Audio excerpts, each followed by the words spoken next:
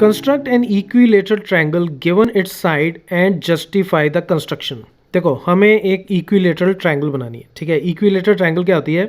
एक ऐसी ट्रायंगल जिसकी तीनों साइड्स आपस में बराबर होती हैं और जिसके तीनों एंगल्स भी आपस में क्या होते हैं? बराबर होते हैं, ठीक है। तीनों साइड्स बराबर, तीनों एंगल्स बराबर और तीनों एंगल्स 60 डिग्री के होंगे, ठीक है। हम पहले तो इसको कंस्ट्रक्ट करते हैं, फिर हम जस्टिफाई भी करेंगे कि जिस तरीके से हमने इसको कंस्ट्रक्ट किया है वो वाकई ही इक्विलेटरल ट्रायंगल बनाती है। अब इसको बनाएंगे कैसे?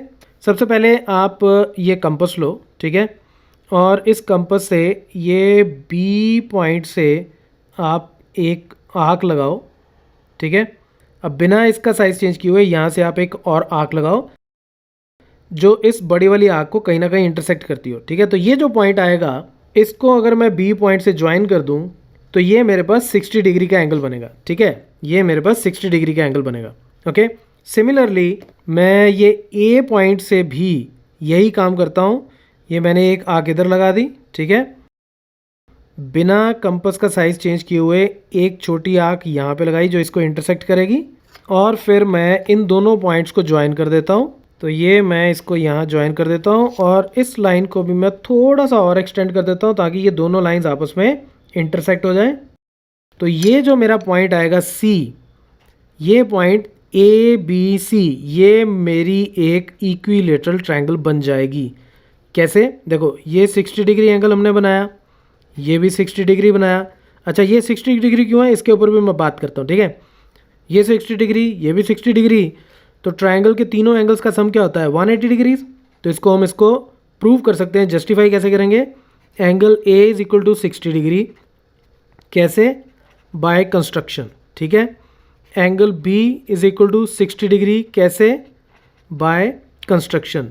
This implies angle C is equal to 60 degree. Why? Because of angle sum property of a triangle. एक ट्रायंगल के तीनों एंगल्स का सम क्या होता है? 180 डिग्रीज। तो अगर ये 60 ये 60 टोटल 120, तो थर्ड एंगल भी कितना होगा हमारा? 60 डिग्री होगा। This implies A B C, triangle A B C is an equilateral triangle, ठीक है। ये बात हो गई। अब मैं कोई एक रे ले लेता हूँ यहाँ पे, ठीक है। कोई भी एक रे ले लेता हूँ। ये मैंने एक रे ले ली ए बी, ठीक है। अब मैं क्या करता हूँ, ये मैंने कंपास ली और इस कंपास से मैंने एक सर्कल ड्रॉ कर दिया इसके चारों ओर, ठीक है। ये मैंने सर्कल ड्रॉ कर दिया इसके चारों ओर। अब बिना इसका साइज़ चेंज किए अगर यहाँ से मैं एक आर्क यहाँ लगाता हूँ तो ए को इस पॉइंट से ज्वाइन करो तो 60 डिग्री एंगल बनता है। आपको पता है, हमने पहले कर रखा है, ठीक है। तो मैं एक काम करता हूँ, मैं इसको ज्वाइन कर देता हूँ। तो ये एंगल हमें पता है ये 60 डिग्री का एंगल होगा, राइट। अच्छा अब अगर मैं अब इस लाइन को भूल के मैं इस लाइन को कंसिडर करूँ तो ये तो ऐसे होगा ना कि जैसे मैंने ये वाली एक रे ली थी और उसके ऊपर मैंने ये आर्क लगाई, ठीक है। और उसके बाद इस पॉइंट से, उसके बाद इस पॉइंट से अगर मैं यहाँ पे एक ऐसे आर्क लगाता हूँ तो क्या हो जाएगा कि यहाँ से लेके ये एंगल कितना हो जाएगा? 60 डिग्री। तो मैं इसको ज्वाइन कर देता हूँ। तो इसको मैं अगर इसके साथ ज्वाइन करूँ तो ये जो एंगल है, अब आप इसको भूल जाओ। तो ये वही वाला केस हो गया फिर से कि जैसे मैंने इस लाइन के ऊपर ये एक आर्क लगा के फिर यहाँ से एक कट लगाया तो ये एंगल 60 डिग्री हो गया यहाँ से लेके यहाँ तक। इसी तरह से ये भी 60 डिग्री था, ठीक है।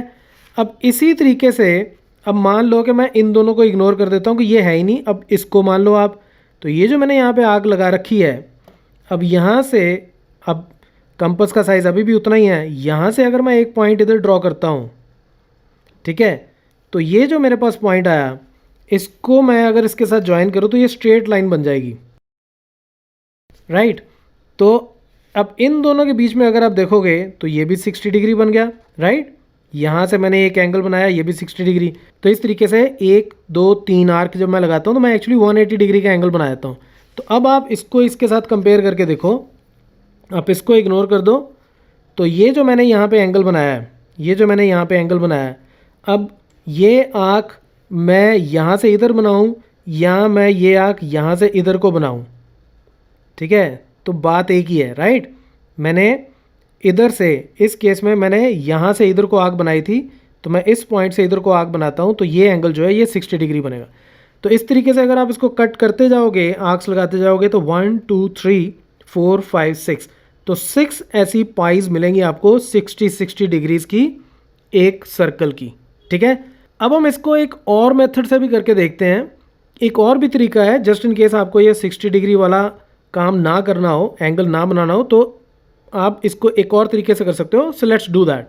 ये लेंथ हमें गिवन है, ठीक है। ये लेंथ इक्विलेटरल ट्रायंगल की एक लेंथ हमें एक साइड हमें गिवन है और इस लेंथ की है वो।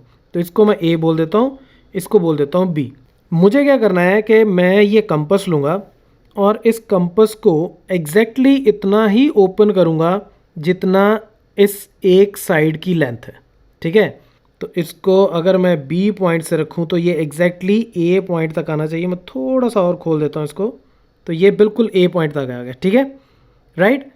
अब सीधी सी बात है कि मैं बी से जो सी पॉइंट होगा, सी पॉइंट इससे इतना ही दूर होगा जितना ए पॉइंट है, राइट।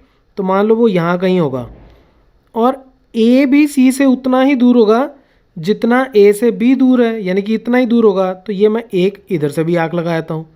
तो ये जो मेरा पॉइंट आएगा, ये पॉइंट सी पॉइंट, इस पॉइंट को अगर मैं ए और बी से ज्वाइन कर लूँ तो मेरी इक्विलेटरल ट्रायंगल बन जाती है। तो मैं इसको ज्वाइन कर देता हूँ।